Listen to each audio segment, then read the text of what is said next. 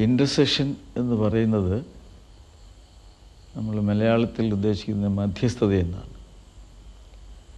ഒരാളിൻ്റെ മധ്യസ്ഥത കൊണ്ട് മറ്റൊരാളുടെ മനസ്സിനെ സ്വാധീനിച്ചിട്ട് കാര്യം സാധിക്കുക എന്നുള്ളതാണ്. ഒന്നാമത് ദൈവത്തിൽ വിശ്വാസം വേണം. ദൈവം തന്നെ അപ്പോസ്തലന്മാരെ തിരഞ്ഞെടുത്തത് അവരുടെ മധ്യസ്ഥത മൂലം പല കാര്യങ്ങൾ ചെയ്തതായിട്ട് വേദപുസ്തകത്തിൽ ഉദാഹരണങ്ങളുണ്ട്. ആ രീതിയിൽ ദൈവികമായി ജീവിക്കുന്നവരാണല്ലോ സെയിൻസ് എന്ന് പറയുന്നത്. ഉദാഹരണമായിട്ട് യോഹന്നാൻ്റെ സുവിശേഷം 15-ാം അധ്യായം 15-ാം വാക്യത്തിൽ പറയുന്നുണ്ട്, കർത്താവ് ശിഷ്യന്മാരോട് പറഞ്ഞു, ഞാനിനി നിങ്ങളെ ദാസന്മാരെന്നല്ല വിളിക്കുന്നത്, നിങ്ങളെ സ്നേഹിതന്മാരെന്ന് വിളിക്കുന്നുണ്ട്.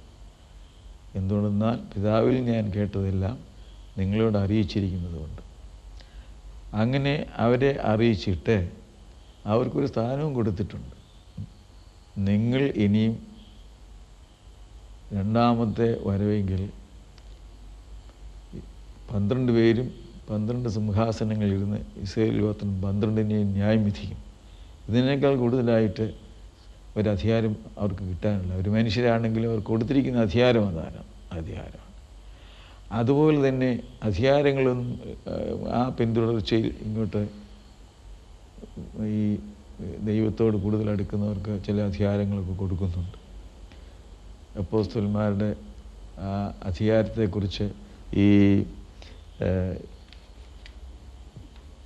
എഫെസ്യർക്ക് ലേഖനം 4-ാം അധ്യായം 11 മുതൽ 14 വാക്യങ്ങൾ പറയുന്നുണ്ട്. കർത്താവ് ചിലരെ അപ്പോസ്തലന്മാരായും ചിലരെ പ്രവാചകന്മാരായും ചിലരെ സുവിശേഷകന്മാരായും ചിലരെ ഇടയന്മാരായും ചിലരെ ഉപദേഷ്ടാക്കന്മാരായും നിയമിച്ചിരിക്കുന്നു. അവർ കർത്താവിനാൽ നിയമിക്കപ്പെട്ടവരാണ്, സ്വയമേ ഈ സ്ഥാനത്തേക്ക് വന്നവരല്ല.